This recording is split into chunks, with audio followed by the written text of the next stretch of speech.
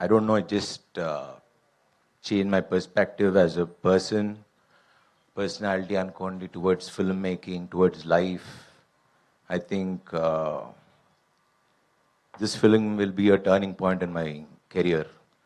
అది ఎందుకు turning point అనేది కోర్ లెవెల్లో ఇంకో స్టేజ్లో తప్పకుండా ఖచ్చితంగా మాట్లాడతా.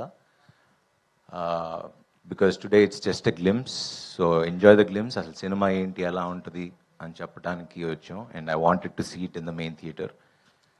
అండ్ ఈ సినిమా చేయటానికి నాకు అభికి కన్నా ఎక్కువ ధైర్యం, గట్స్, ఒక నమ్మకం ఉండాల్సింది ఓ ప్రొడ్యూసర్. అండ్ యూవీ క్రియేషన్స్కి ఇది లేకపోతే ఈ సినిమా ఉండేది కదా. అండ్ ఎస్పెషలీ వంశన్న, I will always be thankful for this film. అది ఎలా థ్యాంక్స్ చెప్పాలో కూడా తెలియదు. గర్వంగా ఇది నా సినిమా అని చెప్పుకునే సినిమా ఇచ్చో. Thank you very much.